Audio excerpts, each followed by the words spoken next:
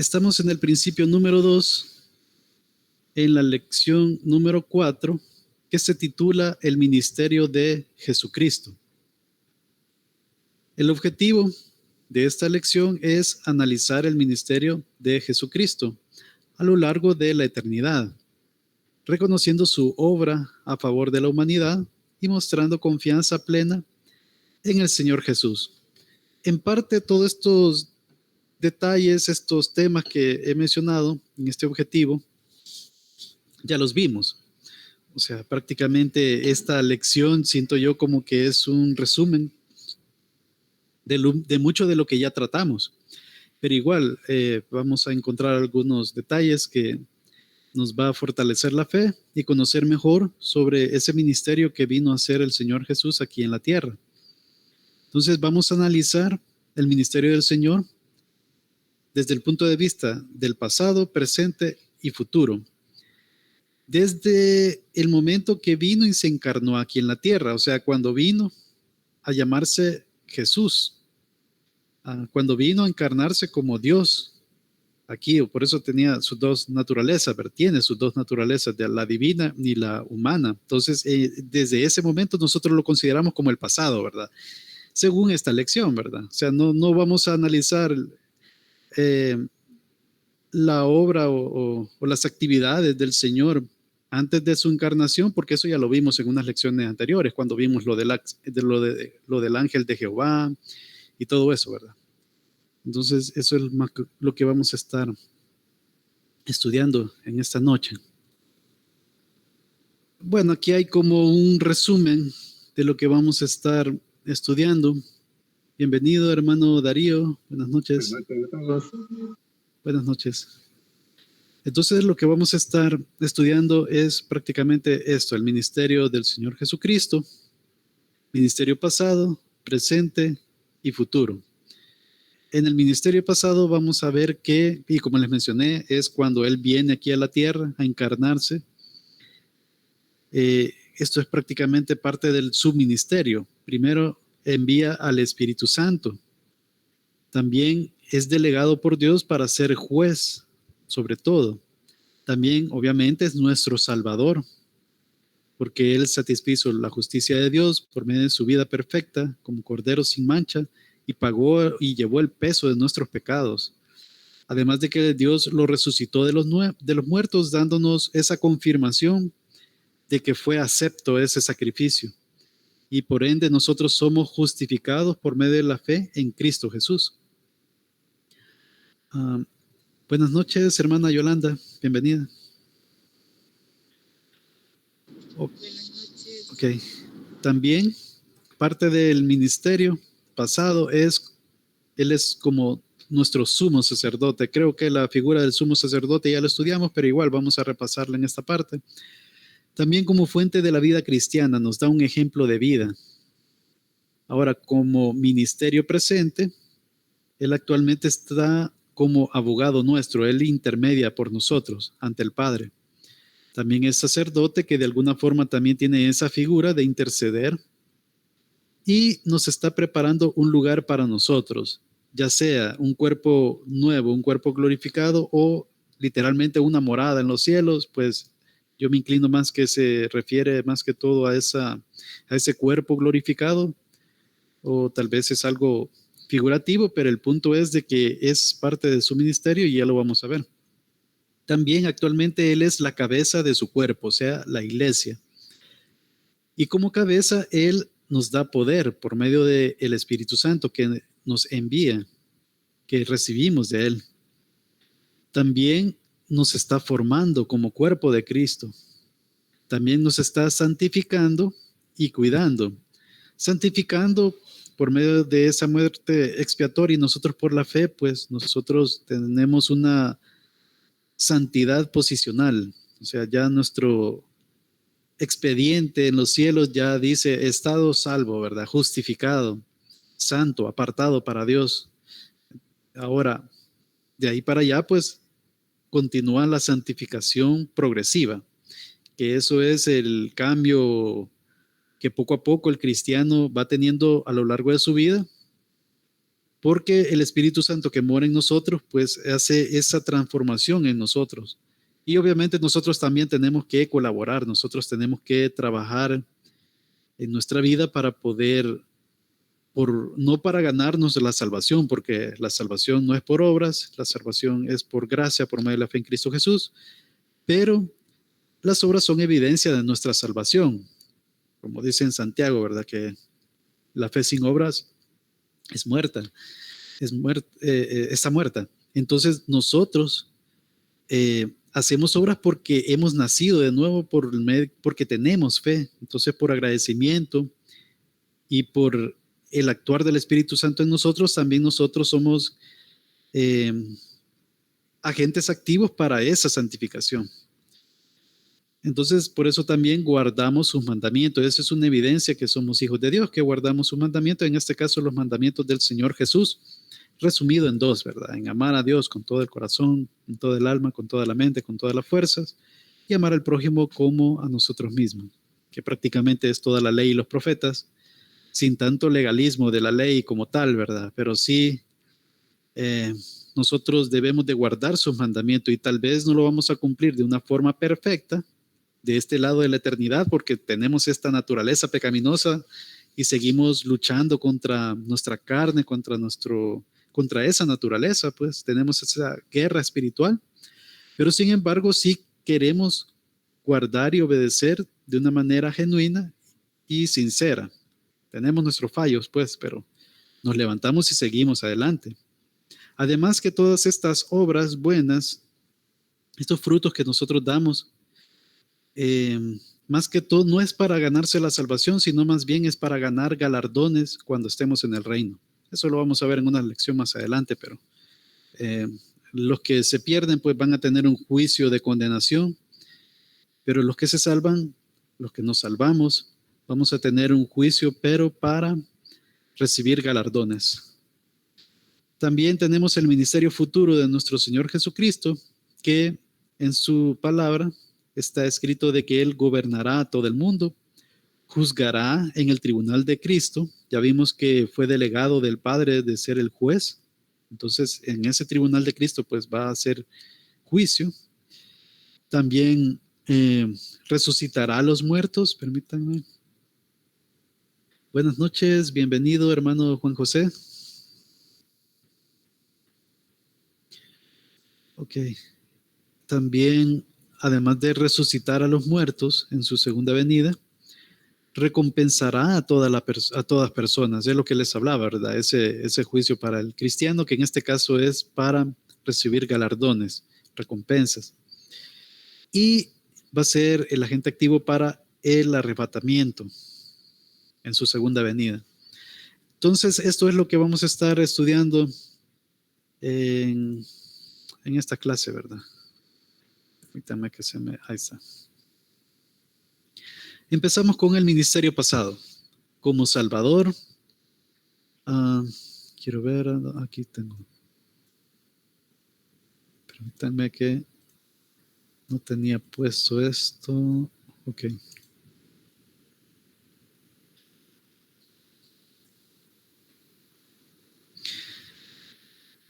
Bien. Como Salvador. Vamos a leer la carta a los Romanos, capítulo 1, versículos del 3 al 4. Un hermano o una hermana que me ayude con la lectura, por favor.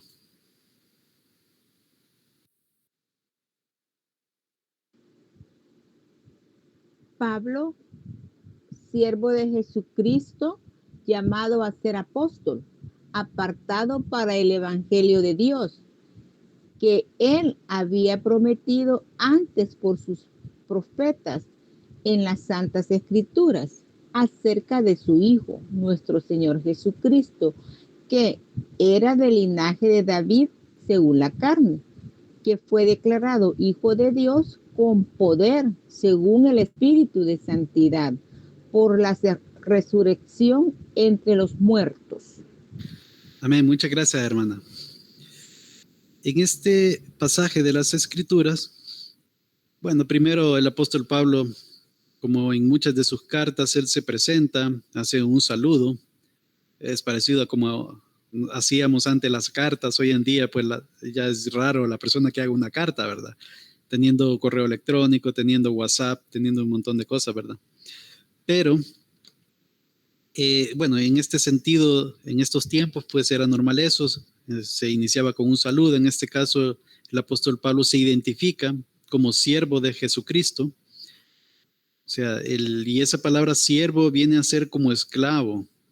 O sea, se oye un poco fuerte la palabra, pero realmente así es, ¿verdad? Pero la Reina Valera pues lo suaviza con la palabra siervo y al fin y al cabo es lo mismo, ¿verdad? O sea, un siervo es porque reconoce a su dueño, que en este caso el dueño, el Señor es el Señor Jesucristo. Y luego dice llamado a ser apóstol. Ahí podemos ver el apostolado de Pablo. Para ser apóstol únicamente podía ser apóstol aquel a quien el Señor Jesús lo llamara para ser apóstol. Ahora, estamos hablando de apóstol con A mayúscula, ¿verdad? O sea, los apóstoles que son los que fueron designados para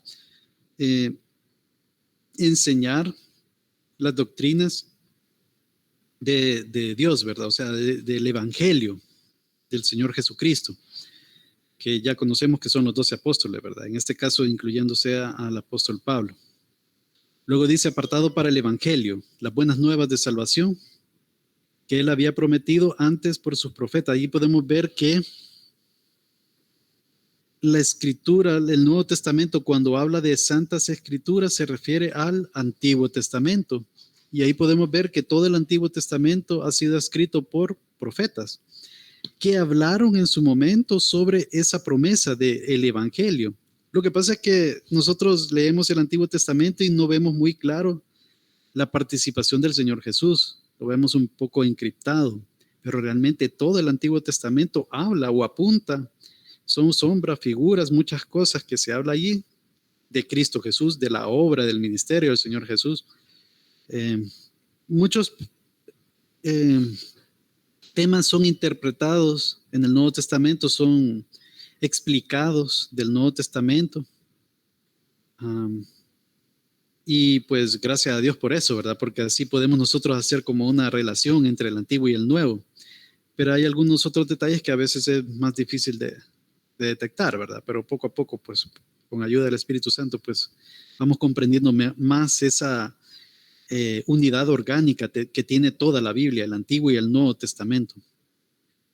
Entonces, aquí se hace referencia a las Santas Escrituras, a la palabra de Dios. Esto lo vamos a ver en una lección más adelante, el principio número 4, que es en donde vamos a hablar sobre la palabra de Dios. Entonces, acerca de su Hijo, nuestro Señor Jesucristo, que era del linaje de David, según la carne. Esto ya lo vimos, el pacto davídico, hablaba sobre ese pacto que hizo Dios con el rey David, dándole a entender de que iba a tener una dinastía donde iba a haber una cantidad, o sea, que iban a haber un linaje de reyes. En este caso, pues se cumple a cabalidad en los tiempos del Señor Jesucristo. Creo que tiene la mano levantada, hermano Juan José. Adelante, hermano. Sí, creo que la tiene levantada, pero o quizás fue un error, no sé. Hola, buenas noches. Hola, buenas noches, hermano. Adelante. Gracias. Disculpe, solo quiero saber cuál es el tema. Sí, hermano. Se llama, ¿cómo se llama? El ministerio del Señor Jesucristo. Así se llama. Ok, gracias. Ok, gracias, hermano. Bien, entonces, dice que fue declarado Hijo de Dios con poder según el Espíritu de Santidad por la resurrección de entre los muertos.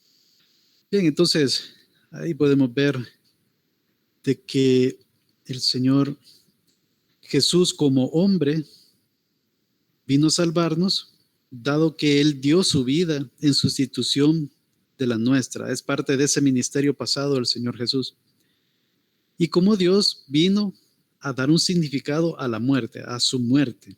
En este caso, esa muerte fue para pagar el precio por nuestros pecados, y la resurrección, así como dice en la palabra, ¿verdad? Si no hubiera habido resurrección, vana es nuestra fe, efectivamente, porque si no, pues no hubiera valido de nada. Nuestros pecados fueran retenidos, pero el Señor Jesucristo resucitó.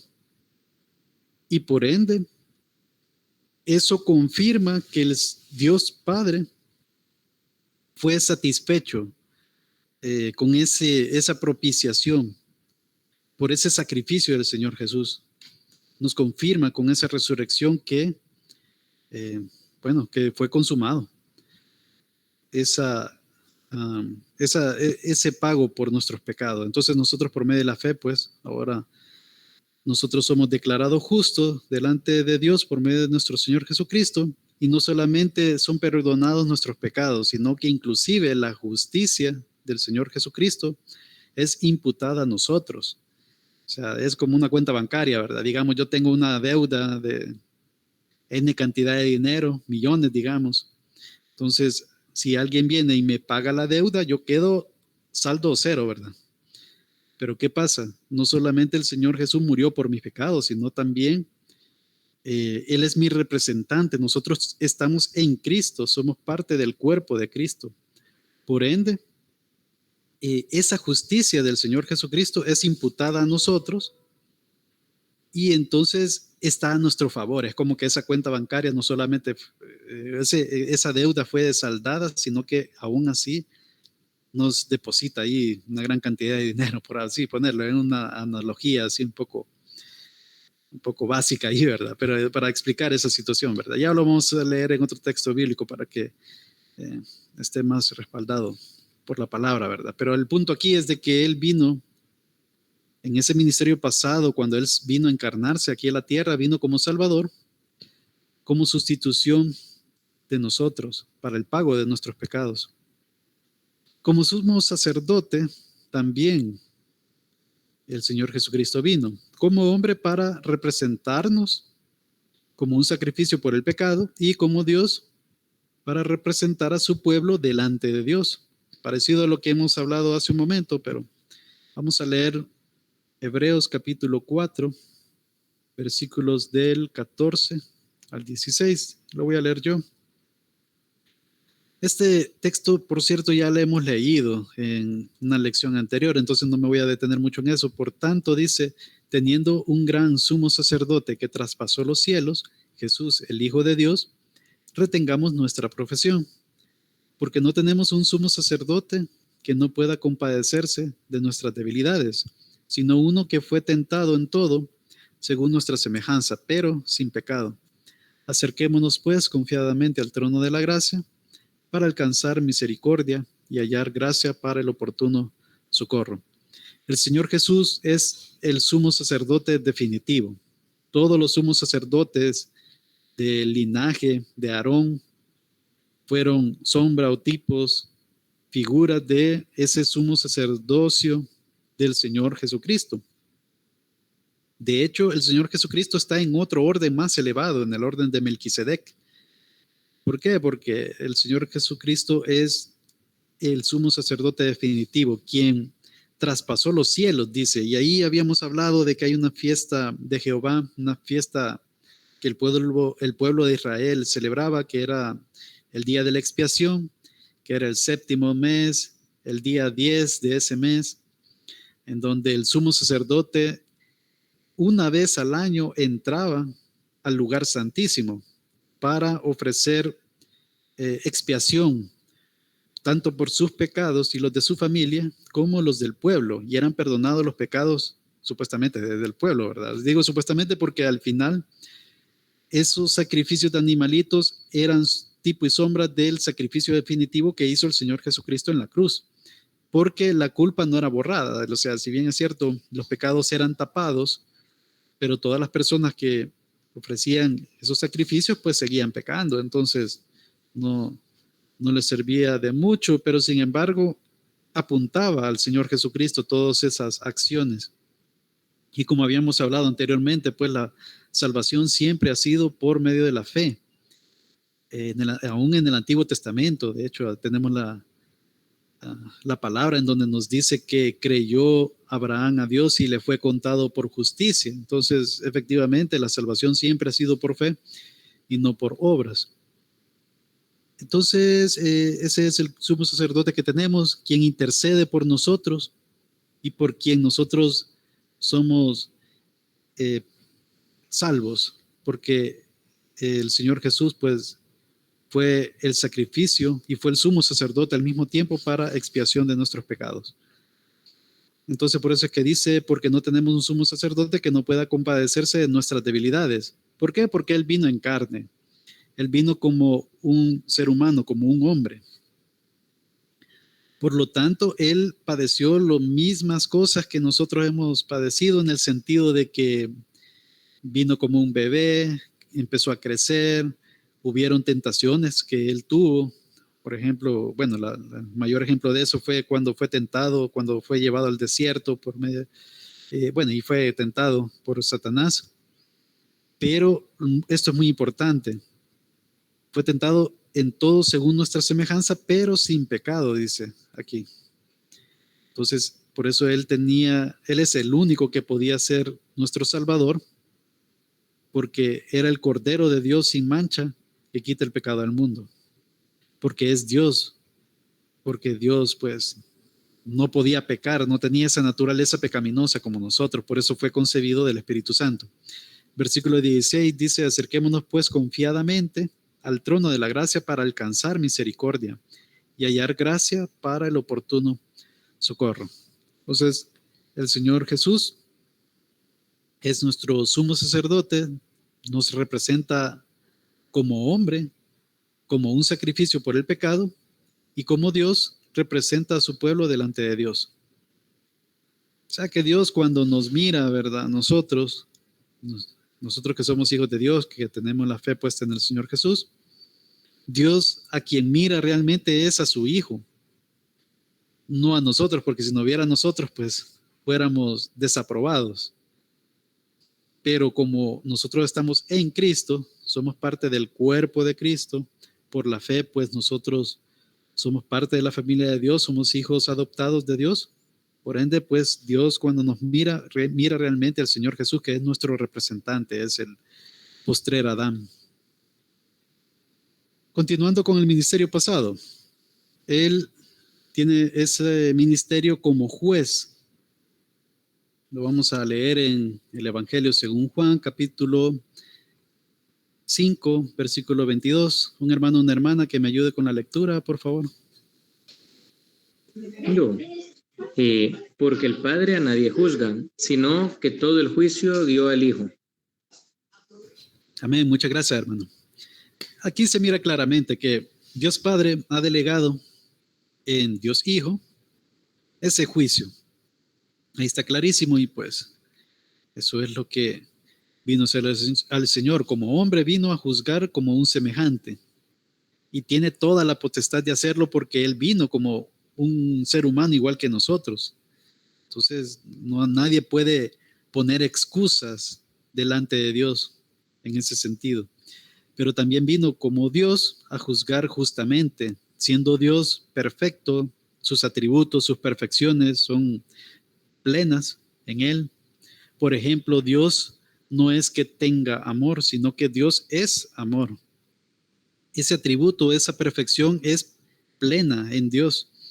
Así también el juicio, la justicia, esos son atributos o perfecciones de Dios plenos en Él. Entonces, como Dios, pues, vino a juzgar justamente, como dice ahí el material. Ahora, ¿por qué es necesario que el juez sea humano y haber vivido en la tierra? Hablando de que Dios delegó al Señor Jesús el ser juez. Pues para poder refutar todas las excusas que los humanos pudieran presentar. El Señor Jesús vino como un ser humano, como uno de nosotros. Entonces, nadie puede poner alguna excusa al referente a eso porque Él padeció muchas de las cosas que nosotros padecemos, fue tentado y nunca pecó. En toda su vida aquí terrenal, nunca pecó. y por eso satisfizo la justicia de Dios. Y por ende también Dios lo resucitó de los muertos y le ha delegado el ser el juez de todos nosotros, en este caso más que todo de toda la creación, inclusive de los que se pierden, y a nosotros nos vas a juzgar, pero más bien como para dar recompensas, para dar galardones. ¿Por qué el juez tiene que ser también Dios? Para que su juicio sea verdadero y justo, como tal lo hemos leído. Siempre hablando del ministerio pasado como fuente de la vida cristiana. Ese es uno de los ejemplos que nos ha dado como ser humano. O sea, nos da muchos ejemplos de cómo deberíamos nosotros vivir la vida. Obviamente nosotros no vamos a poder en este lado de la eternidad vivir igual que nuestro Señor Jesús. Nosotros definitivamente no nos podemos comparar con Dios, somos menos que nada delante de Él, pero a pesar de eso, pues nos ha dado un ejemplo de vida y gracias al Espíritu Santo que mora en nosotros, pues nosotros podemos andar en novedad de vida. O sea que podemos nosotros de alguna forma tener esas herramientas para poder vivir una vida que agrada a Dios. Y recordemos pues que Dios es el que pone el querer como el hacer por su buena voluntad. Él es el que prepara las buenas obras de antemano para que andemos en ellas. O sea, al fin y al cabo siempre Dios tiene ese cuidado con nosotros de tal manera que podamos vivir en consecuencia de ser hijos de Él. Y obviamente nosotros tenemos que poner de nuestra parte, ¿verdad? Entonces, como hombre vino a dar ejemplo de vida y como Dios vino a dar poder a nuestras vidas. Vamos a leer primero, primera de Juan capítulo 2, versículo 6. Un hermano o una hermana que me ayude con la lectura, porfa. Él dice que permanece en él, debe andar como él anduvo. Amén, gracias. Ese es un texto difícil, ¿verdad? En el sentido de que nos dice tajantemente que así como él anduvo, nosotros debemos de andar. Y como les mencioné, ¿verdad? No de manera perfecta, pero sí de una manera genuina, sincera. Porque mientras estemos con esta carne, esta naturaleza pecaminosa, vamos a seguir con esa guerra espiritual, vamos a permanecer en esa guerra espiritual en donde a veces vamos a perder la batalla, por así decirlo, vamos a pecar, pero en otras ocasiones, pues Dios tiene cuidado de nosotros y así como dice en el Padre nuestro, ¿verdad? En la oración, no nos dejes caer en tentación, mas líbranos de todo mal. Entonces, tenemos ese apoyo de nuestro Dios, pero hay que poner de nuestra parte también, ¿verdad? Entonces, bueno, ahí está el texto bíblico. También hay otro que dice Hechos capítulo 1, versículo 8. Quiero ver, aquí está, lo voy a leer. Pero recibiréis poder cuando haya venido sobre vosotros el Espíritu Santo, y me seréis testigos en Jerusalén, en toda Judea, en Samaria y hasta lo último de la tierra. Este texto es en el contexto de que el Señor Jesucristo les está dando esa promesa de la venida del Espíritu Santo antes de Él ascender a los cielos. Y les dijo que no se fueran de Jerusalén, que se quedaran a esperar esa promesa, que se dio justamente en el día de Pentecostés, en esa fiesta de las semanas, una fiesta establecida por Jehová. En el Antiguo Testamento, eso está en Levítico capítulo 23. Entonces, esa fiesta de alguna forma tenía un significado espiritual y ese significado era la inauguración de la iglesia. Porque ese día domingo, por cierto, que siempre Pentecostés caía día domingo, era justamente el día posterior a la fiesta de las primicias, según Levítico 23 también. Y justamente en esa fiesta de las primicias fue el día que resucitó el Señor Jesús, el día domingo. Entonces, esas fiestas judías no son casualidades, ¿verdad? Esas fiestas de Jehová no son casualidades. Cada una de ellas tiene un cumplimiento. La Pascua, por ejemplo, la primera fiesta que se celebra el primer día del mes a los 14 días, según el calendario de Israel, ¿verdad? Era la fiesta de la Pascua. Y justamente el Señor Jesús murió como el Cordero de la Pascua en esa fiesta. Entonces, luego va la fiesta de los panes sin levadura, significa eso, esa levadura suele significar el pecado, ¿verdad? Acuérdense de la palabra que dijo el Señor Jesucristo, de que mencionó de que guárdese de la de levadura de los fariseos. Es porque la levadura lo que hace es fermentar los alimentos, entonces por eso es que el pan se infla, ¿verdad? Yo no sé químicamente qué es eso, pero entiendo que esa fermentación es algo como que se está arruinando algo, ¿verdad? De alguna forma. Entonces, la levadura representa en ese sentido el pecado y el Señor Jesucristo, por medio de ese sacrificio, pagó el precio por nuestros pecados. O sea, desapareció el pecado, por así decirlo, en ese sentido, ¿verdad? Espiritual. Y resucitó al tercer día, o sea, el día domingo, el primer día de la semana, el día de la fiesta de las primicias. Y de acuerdo al Levítico 13, ¿verdad? Se cuentan 50 días posteriormente al día de al día de la fiesta de las primicias, hasta llegar al día de Pentecostés, que siempre caía domingo también. Entonces, ese es más o menos el contexto yo para dar una explicación sobre ese significado del día de Pentecostés, pero básicamente es el día de la venida del Espíritu Santo, ¿verdad? Entonces, vino sobre ellos, sobre los apóstoles y con quien ellos estaban en ese lugar, el Espíritu Santo, con lenguas de fuego, ellos estaban hablando en otros idiomas, las personas que estaban a su alrededor los oían hablar en sus idiomas y se admiraban sobre esa situación, ¿verdad? Aunque algunos pensaban que estaban borrachos, y ese fue el contexto para el primer discurso o la primera prédica del apóstol Pedro, que fue muy poderosa en el sentido de que fueron convertidos como 3,000 personas. Entonces, definitivamente fue una inauguración de la iglesia sumamente gloriosa. Pero eso es lo que hizo el Señor Jesucristo, enviar al Espíritu Santo. Nos da poder por medio de ese Espíritu Santo. Y de hecho, el siguiente punto del ministerio pasado del Señor Jesucristo es esa promesa que Él prometió que enviaría al Consolador, o sea, al Espíritu Santo. Eso lo vamos a ver en varios pasajes. Quiero ver qué hora son, 7:36, sí. Voy a leer yo el Evangelio según Juan, capítulo 14, versículos del 16 al 18. Y yo rogaré al Padre y os dará otro consolador.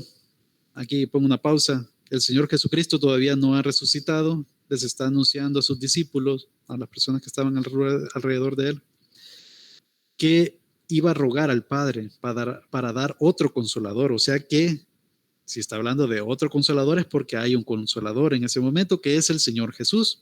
Por eso es que el Señor Jesús también es consolador. Luego dice para que esté con vosotros para siempre. El Espíritu Santo, una vez nosotros somos sellados con esa promesa del Espíritu Santo, cuando hemos nacido de nuevo, ese Espíritu Santo mora en nosotros y permanecerá en nosotros para siempre. Por eso es que la salvación no se pierde. Si hemos sido sellados, el sello pues es algo que es irrevocable en ese sentido. Y como dice en otra parte de la Escritura, el Espíritu Santo son las arras, es como la garantía. Eso arras tiene un contexto así como de una boda, ¿verdad? Que es como la garantía de que se va a dar la boda. En este caso, pues, se está hablando de que el Espíritu Santo, que ahora tenemos nosotros como hijos de Dios, como creyentes, es la garantía de que vamos a resucitar, vamos a tener un cuerpo glorificado y vamos a estar en el reino de nuestro Señor Jesucristo, sin relación con el pecado. Ya no va a haber más llanto, ya no va a haber más dolor, vamos a estar gozosos con el Señor. Dice el Espíritu de verdad, al cual el mundo no puede recibir porque no lo ve ni le conoce. De hecho, para el mundo, para las personas que no son creyentes, todo esto es locura, ¿verdad?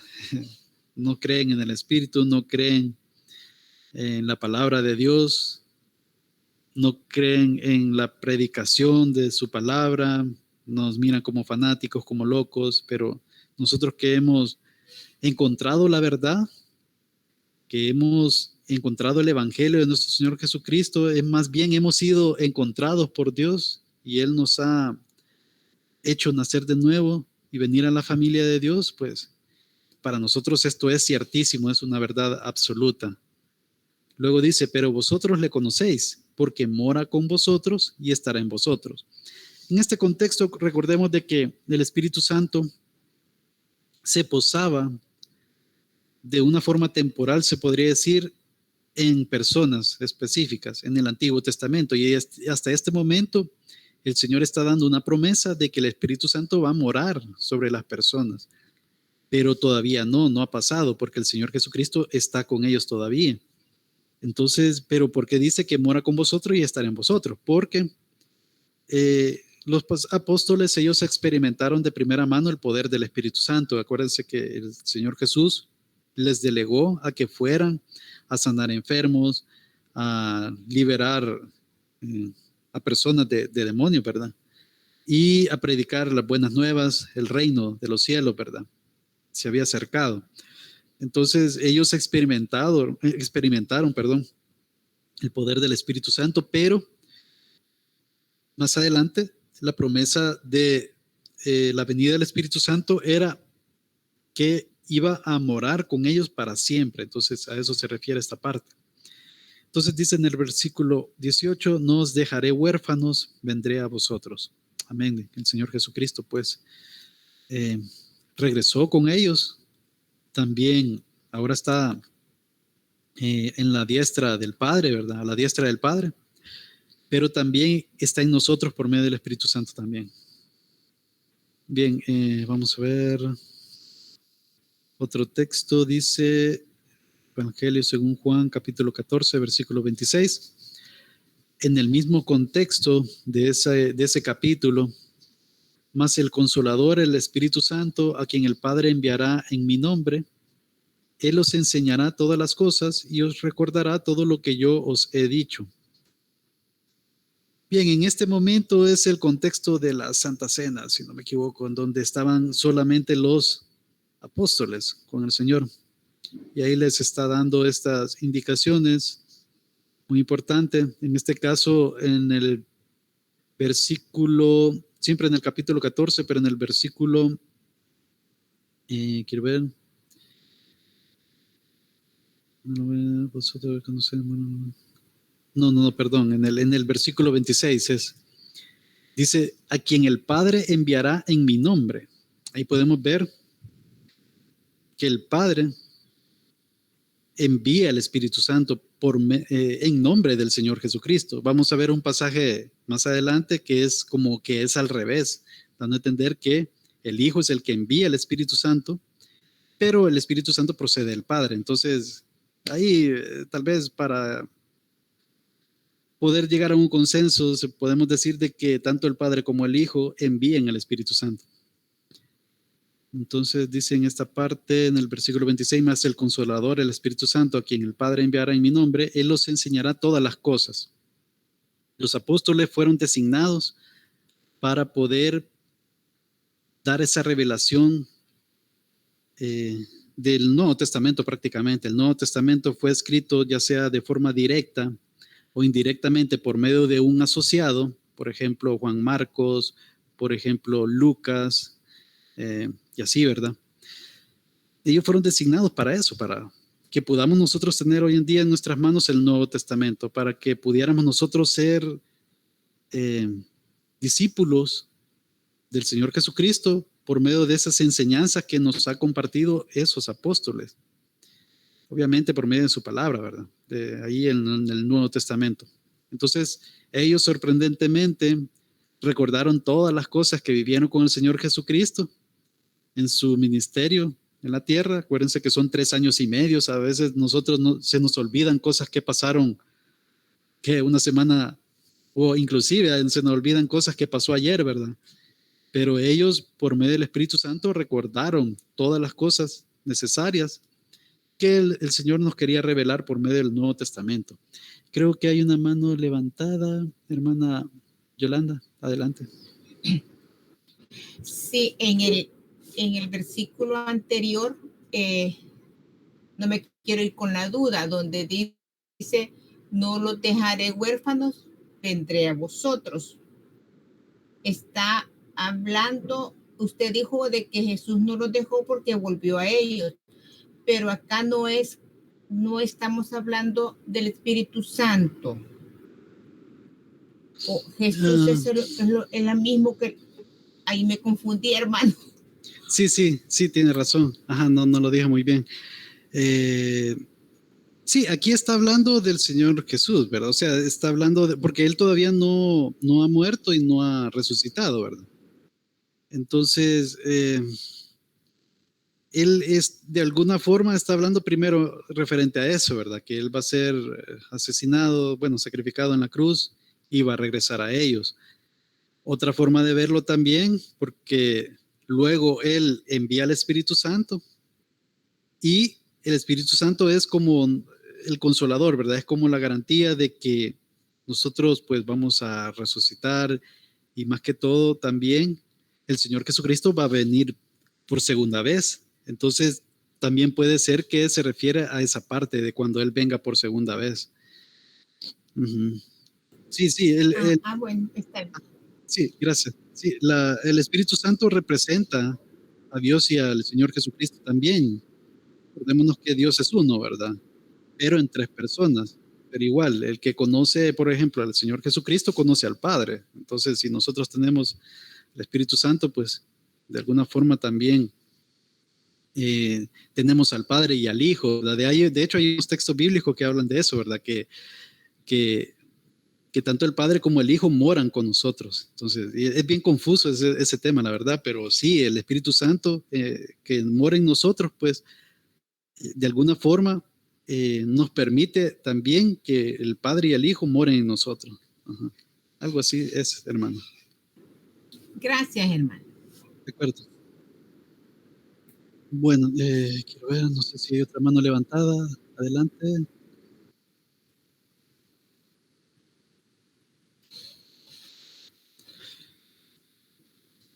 Ok. Permítanme.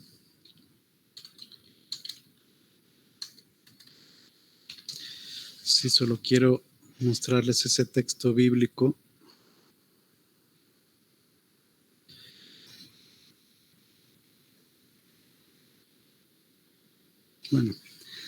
Bueno, vamos a continuar porque si no me voy a retrasar, permítanme.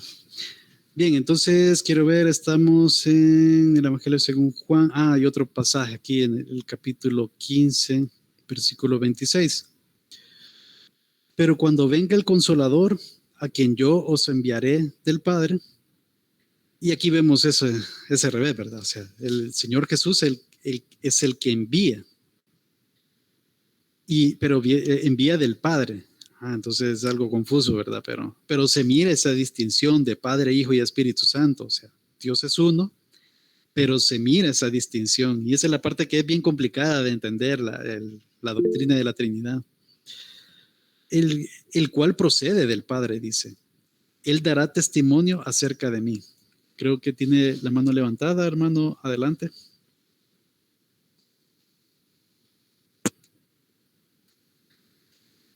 O quizás fue accidente. Ok. Bien.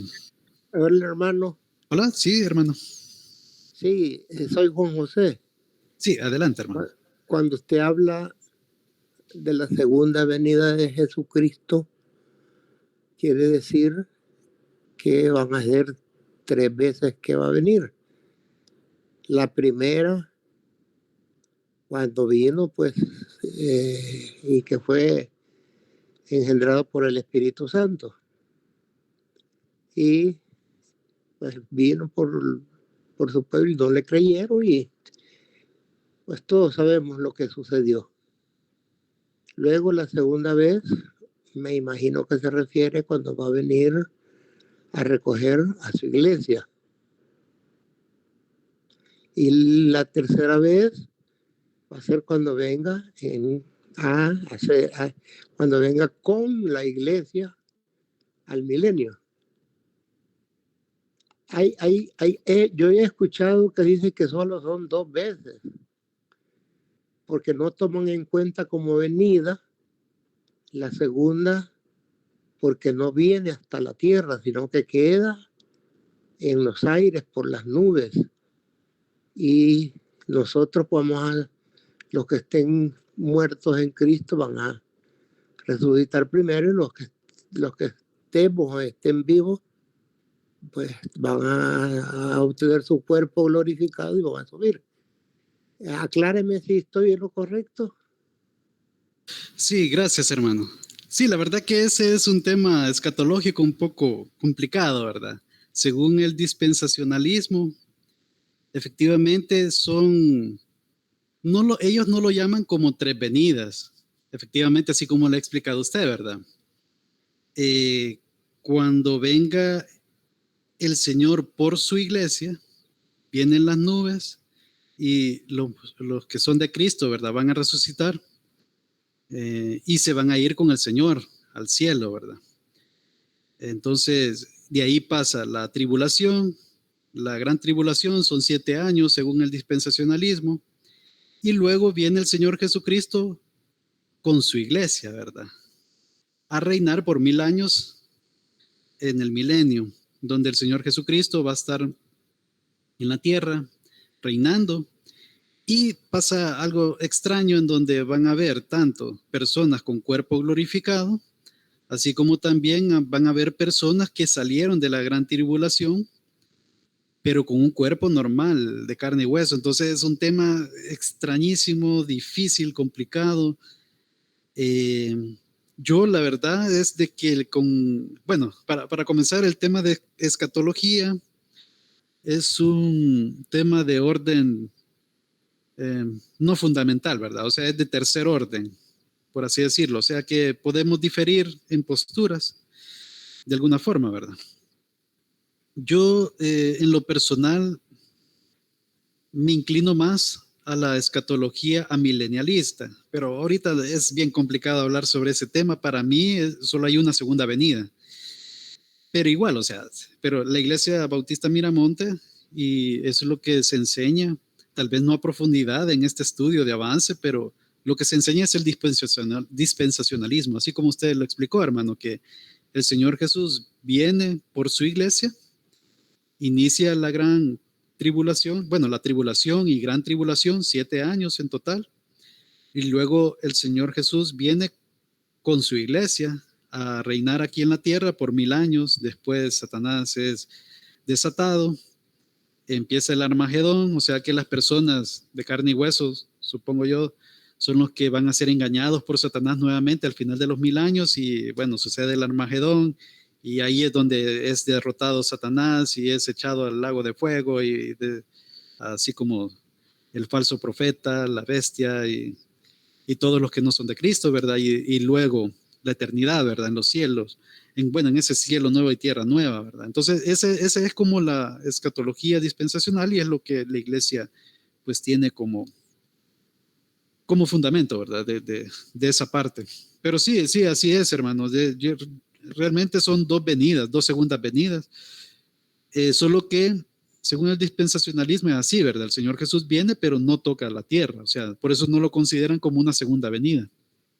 En cambio, en la otra, como sí viene, ahí sí se considera como segunda venida. Ajá, está bien. Gracias, hermano. Sí, son temas un poco difíciles, pero sí. Así, como lo ha dicho, así es como se enseña aquí en Miramonte. Bien, no sé si hay algún comentario, alguna pregunta.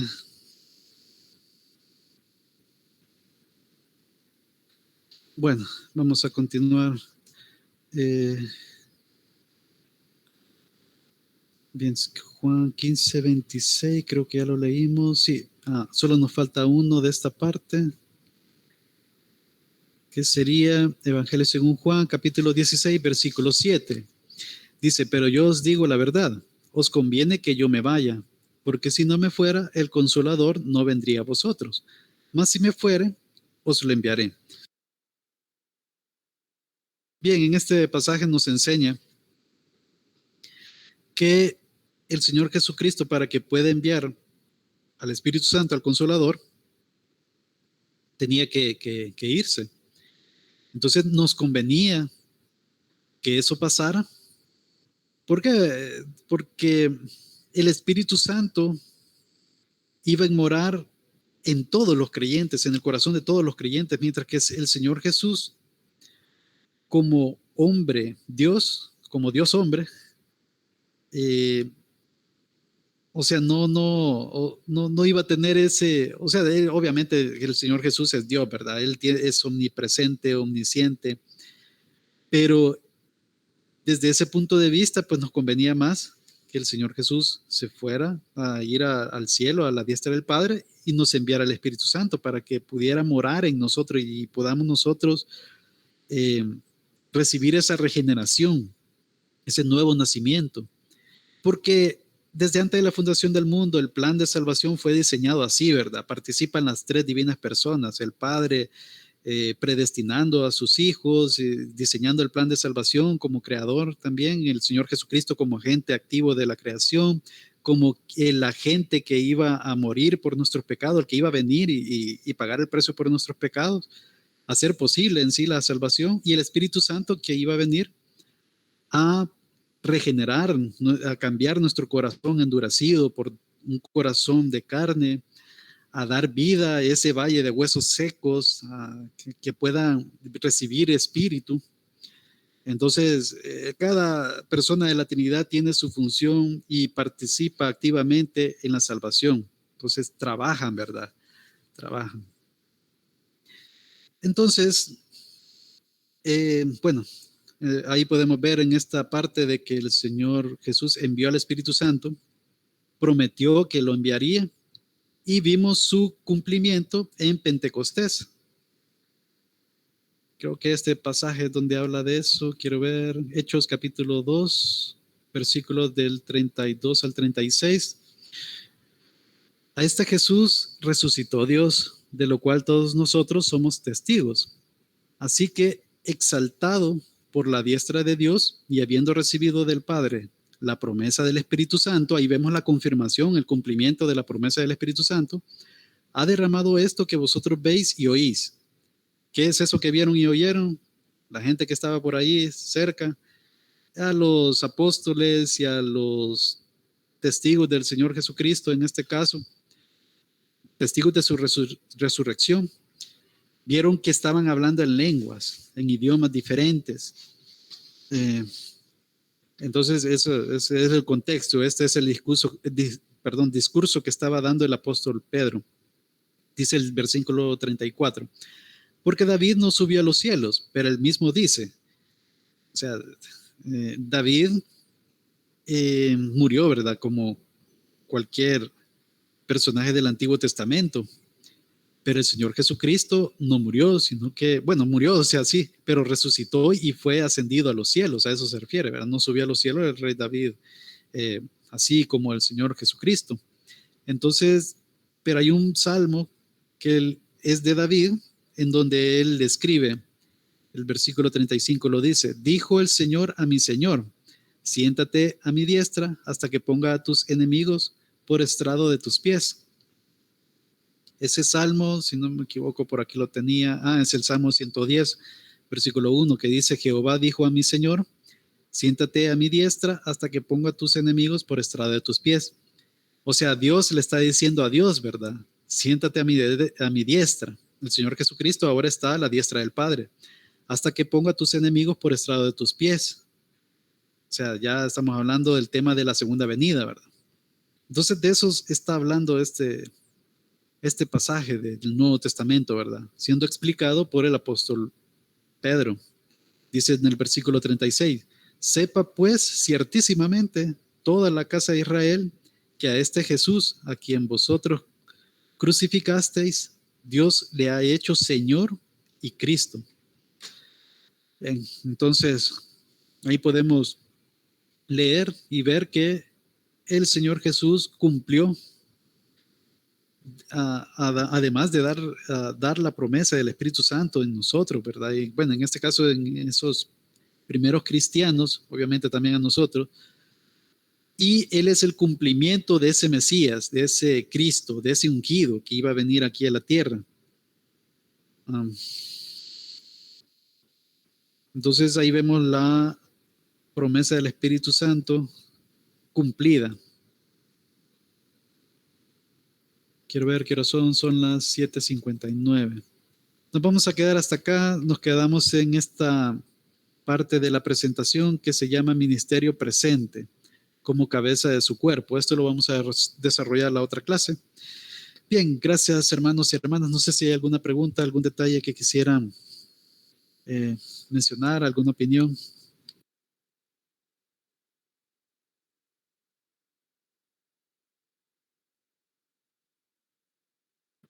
Está todo bien, hermano. Gracias. Excelente, gracias hermano. Bien, nos quedamos hasta acá. Solo voy a detener la grabación, permítanme.